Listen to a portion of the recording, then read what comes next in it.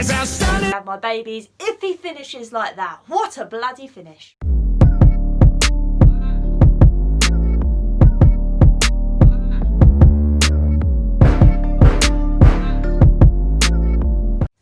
Hello and welcome to another episode of Hollie's Hotspurs. As you can tell, I'm actually happy for once because Tottenham have just beaten Sheffield 3-1 at Bramall Lane. If you're new to the channel, please remember to hit a like on this video, comment what you thought of the game below.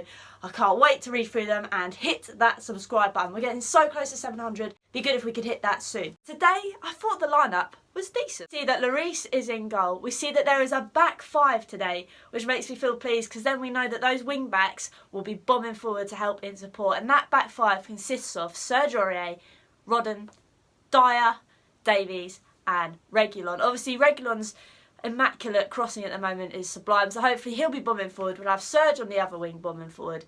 It'll be happy days. And obviously the only thing that really annoys me with this back five is the fact that Toby isn't included. I would have preferred to see Toby in there instead of Dyer, but we know Jose's got his favourites and I feel like Dyer is one of them. It's great to see that Rodden is also slipping in centre back because I think Rodden is the guy that we need to help fill this role in centre-back. Hopefully today we shape up and see the game through. We then see that Viking is then in front of that back five, which is Højbjerg. Like I said, the man's on a mission every time he plays. Hopefully this will be another good performance from him. We see that Ndombele is sat just in front of him, given free rein of the park.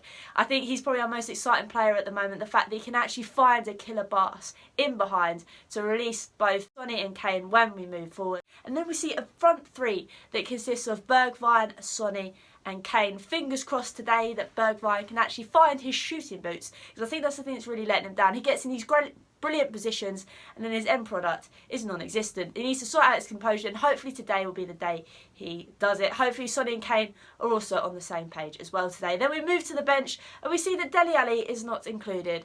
Once again, I think it's pretty much set in stone now that Dele's probably off to PSG. I would prefer a loan deal, just to the fact that he'll get some game time, he'll reunite with Poch, it'll boost his confidence, and if we do decide to sell him come summer, I think it's a great place just to advertise him in the shop window. But whether Levy's thinking like that, I do not know. But yeah, the fact that Gedson's got in front of him kind of serves him a bit of an injustice. I think that's disgusting. But regardless, I think Jose's made his mind up. Our game kicks off, and like most games at the minute, they start off really well. And this is evident in the 3rd minute when Kane and Bergwijn play some lovely combination plays. Kane lays it off to Bergwijn. Bergwijn has a shot, and today I said I hope his shooting boot was with him today, and the fact that he had a bit of composure in him. And he has a first time shot, it goes towards goal and the keeper makes a brilliant save. Then we get a corner, and then this happens from the corner. Oh my word, I don't even care if it's poor defending from Sheffield. Serge Aurier has got his nugget on the end of a corner from Son, and I'd just like to point out that is another set piece we have actually scored.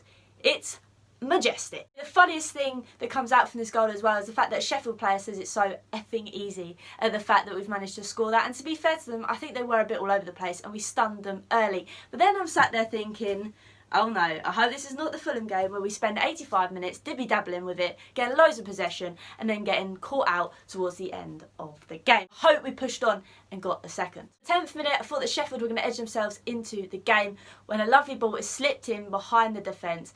Dyer manages to make a block, however, attack fizzles out for Sheffield. It was evident to see today that this formation was actually spot on, and the fact that we were actually passing it between ourselves, making combination plays and making it rather difficult for Sheffield in order to win the ball back. The 28th minute though, I did have my heart in my mouth when Goldrick, playing high on the shoulder of Eric Dyer, manages to break free with him, but luckily for us, Rodden was awake because he manages to get in and intercept the ball. I think Rodden today was definitely Dyer's man to make sure that he didn't look stupid, because there was a lot of opportunities for Sheffield and they came down because of Dyer, but Rodden was then able to mop up and save his bacon. Again, it was a dominating and controlling performance from us, but we've been here before and it doesn't matter how much you have the bloody ball, it matters how many goals you put in the back of the net compared to the other team. You can see today though, with this dominancy, that Tanguy and Højbjerg were working brilliantly together. I think Even though Ndombele predominantly wasn't starting up high up the pitch, I think they kind of worked in tandem where they pushed up together, and I think because Sheffield didn't really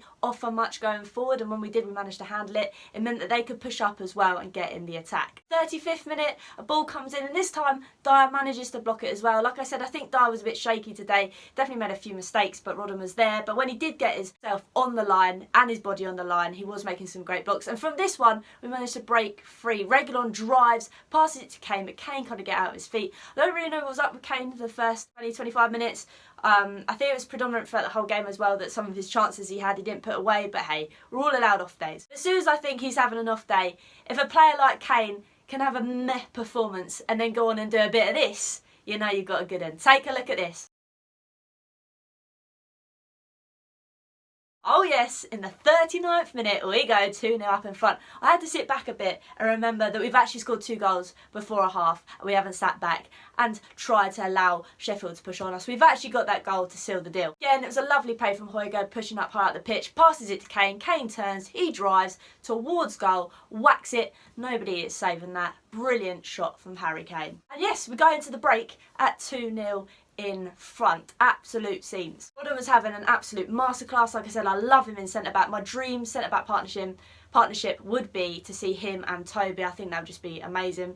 But I think with Dyer, they've worked really well. Love seeing the fullbacks bomb forward. Like I said, I think Surge is growing each week. Reguilon is just different gravy, and it's good to see that we are actually bombing forward and attacking and not sitting back. I think there was a period of time in the first half where we probably did step off the gas, but we managed to reignite the fire and get that important second goal in front. Second half kicks off and we're all sitting there thinking, we need to get a third. This is Tottenham, we need a third. Reece with brilliant distribution, which is never normally said, kicks it out to Bergwijn, who takes a beautiful touchdown and drives, but he's kebabbed from behind, and unfortunately we can't manage to get the break. Take the free kick early and Kane pretty much just levers at it and it's going towards goal, and Ramsdale just manages to get a hand on it. I don't think his gameplay today was all that good. I think he was a bit all over the place, not going to lie. He could have let that one go over, but he wasn't taking any risks. 52nd minute, there's a bit of controversy when a boy slipped in behind the Sheffield defence. Sonny manages to get on the end of it and he meets Ramsdale, who kind of like fluffs at it and tries to get round the ball, but instead I think he does obstruct Sonny. I don't know how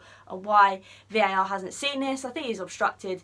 But hey ho, there we go. Ramsdale was getting off the hook right there. 54th minute, you can see that we were having a lot of shots towards goal. They just weren't really on target. This is when Ollie Norwood, again for Sheffield, he's been doing this all game, gives the ball away. Kane once again shoots from distance and it fizzles out. The 58th minute though, it all turns a bit sour. Take a look at this.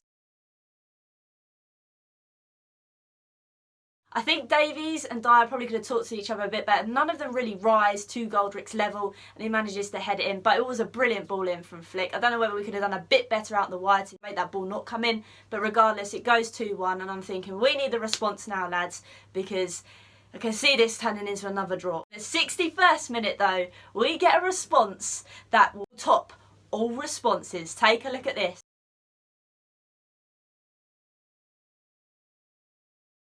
Tanguy Ndombele, what a man. I'm not even joking. The fact that Timo Werner yesterday couldn't score from this, but Tanguy has scored from this angle. Oh my, the scenes.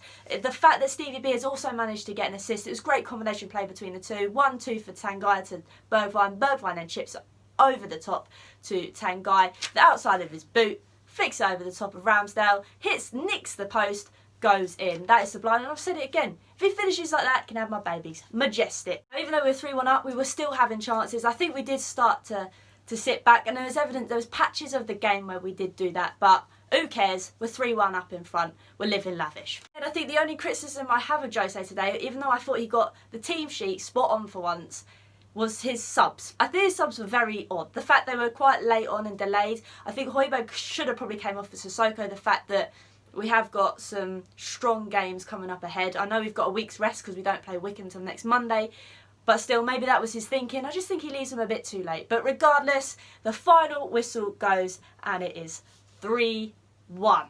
Wow. I've got my new car with Harry Winks in it, and Spurs have won. And yeah, it's been a brilliant weekend. Much better from the Fulham game. Like I said, we didn't kill the game off as quickly as I've liked us to, but we did, and we didn't concede any more goals. So credit to the lads. Again, Rodham, is phenomenal. I think Tanguy's played exceptionally well. Højbjerg again, and the 2 wing backs, brilliant stuff. So yes, 3 points in the bag. We look forward to the FA Cup tie to play Wycombe. Hopefully that'll be a good one too, to stay in that cup. But yeah, it's been great. Thanks again for everyone that has watched, and remember, come on you Spurs.